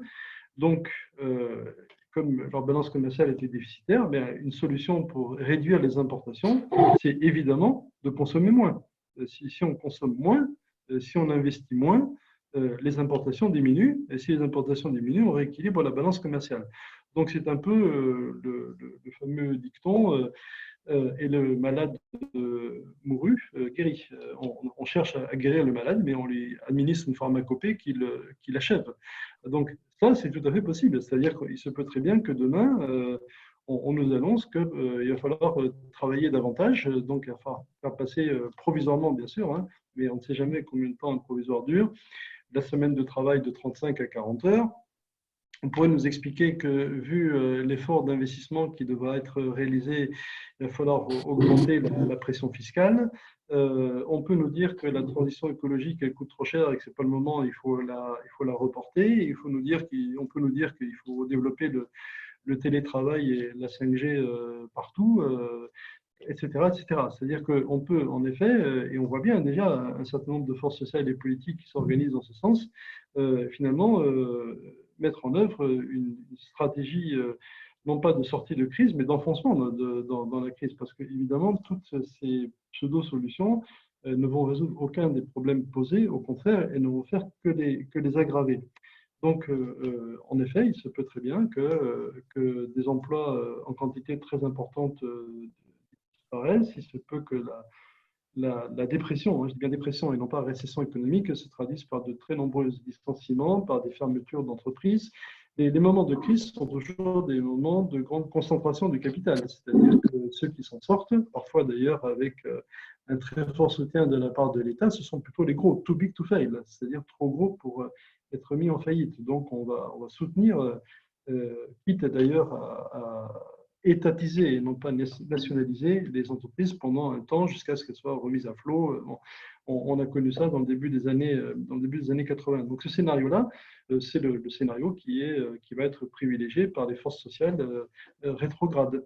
Ce scénario-là aura pour effet la destruction d'emplois, l'accroissement des inégalités, la pauvreté partout dans le monde, pas simplement en France.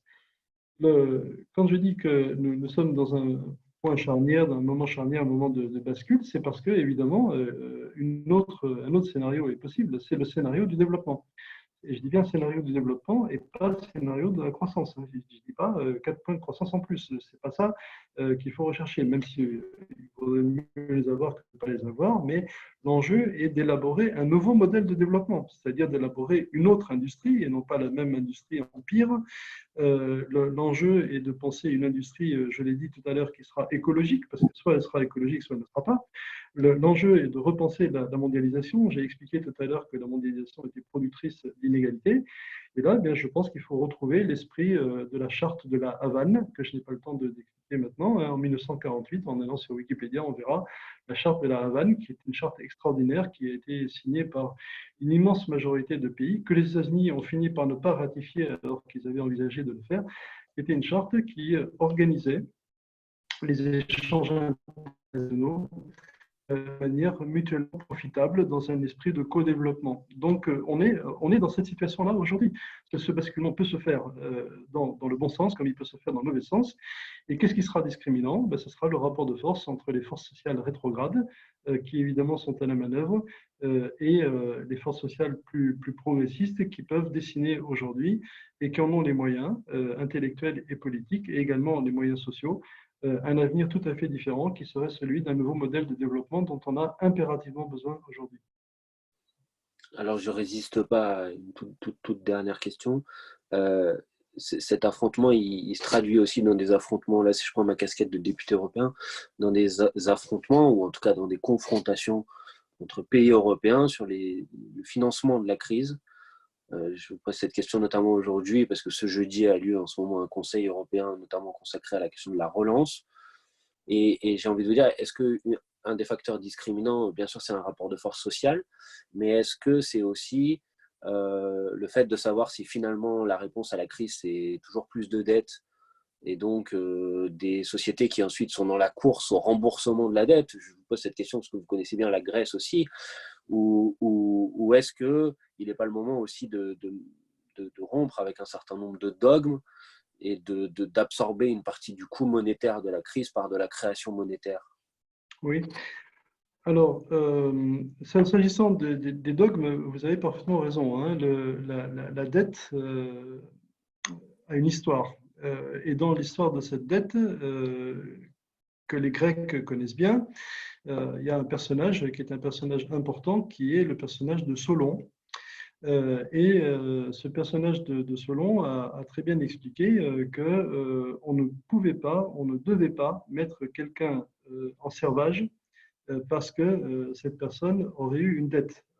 À cette époque, en Grèce, une des causes principales de l'esclavage, c'était précisément la dette, et la dette, malheureusement, était transmissible de génération en génération. C'est comme ça qu'on pouvait naître esclave parce que son père ou sa mère était esclave. Et Solon, justement, a aboli ce principe-là et a considéré que la dette n'était pas un motif de servage. Donc, je crois qu'aujourd'hui, utiliser la dette et les contraintes de remboursement pour, en quelque sorte, obliger un pays à suivre une politique qu'il ne souhaite pas, obliger un gouvernement qui a été élu démocratiquement à suivre une politique économique qui n'est pas celle pour laquelle il a été élu, je pense évidemment à la Grèce en 2015, eh bien ceci est absolument inacceptable.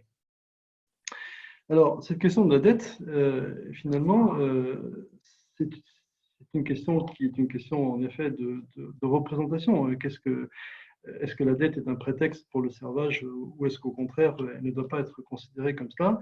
Mais ce que je voudrais dire, c'est que combien même accepteront-on la dette, qu'il y a différentes façons de répondre au problème de la dette. Une dette publique en tout cas, vous pouvez la rembourser de différentes manières. Vous pouvez la rembourser en diminuant la dépense publique. Si vous diminuez la dépense publique, vous allez réduire les déficits. Et si vous réduisez les déficits, vous finirez par, en effet, réduire la dette. Vous pouvez, en sens inverse, augmenter la pression fiscale. Vous pouvez dire, eh bien, je vais augmenter la pression fiscale, prélever davantage. Et à ce moment-là, comme les pauvres sont plus nombreux que les riches, on va faire payer les pauvres. C'est un ancien ministre français qui avait eu cette jolie formule, faites payer les pauvres parce qu'ils sont plus nombreux. Donc, on va par exemple augmenter la TVA parce que la TVA pèse sur tout le monde et pèse en particulier sur ceux qui consomment, c'est-à-dire les plus pauvres. Donc, on peut en effet répondre au problème de la dette de manière extrêmement régressive, comme ça a été fait en Grèce en 2015 et par la suite, en baissant la dépense publique. Les Grecs ont baissé leurs dépenses publiques dans des domaines essentiels comme la santé et l'école. En France, c'est la même chose d'ailleurs, ou en augmentant la pression fiscale, mais pas toute la pression fiscale, hein, mais la pression fiscale sur les plus nombreux, puisqu'ils sont les plus pauvres sont les plus nombreux. Mais il y a une autre manière d'aborder la dette. Une autre manière d'aborder la dette, c'est de dire qu'un pays qui se développe, eh bien, c'est un pays qui génère des revenus, et un pays qui génère des revenus ne génère pas des déficits, il peut même générer des excédents. Et les excédents, il peut les employer pour rembourser sa dette. Finalement, sans considérer que l'Allemagne est un exemple, parce que s'agissant de la Grèce, elle a extrêmement maltraité la Grèce, elle est en partie responsable de la dureté des politiques qui ont été mises en œuvre à l'encontre de la Grèce, eh bien, c'est à peu près ce que l'Allemagne a fait. Comment est-ce que les Allemands ont réduit leur dette? Comment les Allemands sont pris? Est-ce que véritablement l'Allemagne a sabré dans ses dépenses publiques? Est-ce qu'elle a augmenté la pression fiscale? La réponse est non. La réponse est que l'Allemagne a préservé son industrie, elle a développé son industrie. Donc, sur les dernières années, elle a eu un rythme de croissance économique plus fort que la plupart des pays européens. Et l'État allemand a rééquilibré ses comptes sans avoir besoin de diminuer ses dépenses ou d'augmenter la pression fiscale. Ce faisant, il a donc réduit son endettement parce que ses déficits avaient diminué. Donc, on voit bien que pour les grands pays, comme pour les petits pays, le chemin du développement est un chemin qui est extrêmement important. Je voudrais ajouter deux petites choses pour conclure. Ce qui me paraît important, finalement, ce n'est pas tellement la dette rapportée au PIB. C'est toujours le critère qui est mis en avant, hein. On dit tel pays, l'Italie par exemple, a une dette rapportée au PIB qui est très élevée. Mais alors à ce moment-là, le Japon aussi a une dette rapportée au PIB qui est très élevée, et plus élevée d'ailleurs que la dette italienne. Mais quelle est la grande différence entre le Japon et d'autres pays? C'est que la dette japonaise est entièrement détenue par des résidents. Ça, c'est une différence qui est majeure. C'est-à-dire que ceux qui détiennent la dette japonaise, ce sont les Japonais eux-mêmes. Si on prend la dette française est détenue à peu près à hauteur des 2 tiers, un peu moins, par des non-résidents. Ce qui veut dire que nous donnons à des non-résidents, des fonds de pension étrangers, des banques étrangères, des compagnies d'assurance étrangères, un droit de regard sur la politique économique de la France. Ceci est inacceptable. Donc, si le président de la République est sincère dans ses engagements, j'ose espérer qu'il il veut trouver le moyen de financer, non pas un plan de relance, mais le développement de l'économie française, la première des choses qu'il doit faire, c'est lancer un grand emprunt national. Et je dis bien un grand emprunt national, réservé non pas aux institutions financières françaises, mais réservé aux Français, et en particulier aux ménages les plus modestes. Et je suis absolument convaincu que cette voie-là est bien meilleure que la voie de l'impôt. Et si les Français souscrivent à cet emprunt en sachant que cet emprunt sera utilisé pour engager le grand programme de développement dont on a besoin, eh bien, je suis sûr qu'à ce moment-là, eh bien, il y aura un souffle nouveau qui pourra être trouvé et que j'appelle de mes voeux. Mais ceci peut être fait sans que la France s'endette sur les marchés financiers internationaux avec le prétexte que les taux d'intérêt sont faibles. Je pense que s'il faut trouver des ressources financières, il ne faut pas les trouver par l'impôt, sauf à imaginer une fiscalité accrue du capital ou un rétablissement de l'impôt sur les grandes fortunes, qui serait tout à fait légitime, puisqu'il serait normal que ces personnes contribuent, évidemment. Mais la meilleure façon de le faire, sur une base très large, c'est de lancer un grand emprunt populaire pour financer le programme de développement dont on a besoin. Alors, ceci, évidemment, accroîtra l'endettement, mais à la limite, peu importe, puisqu'il s'agira d'une dette détenue par les Français eux-mêmes qui auront investi dans leur propre économie, dans leur propre société, dans leur propre industrie. Ok, c'est clair. Bon, je pense on aurait envie de prolonger la discussion sur plein d'éléments, mais je crois qu'on a déjà fait un bon tour. Merci beaucoup de tout le temps que vous nous avez consacré, de vos réponses. Je pense que c'est très important pour notre travail. Et je vous souhaite une bonne soirée, une bonne continuité dans vos travaux. Merci. Et puis, je vous dis à bientôt. À très bientôt. Au revoir, merci. Au revoir. Au revoir.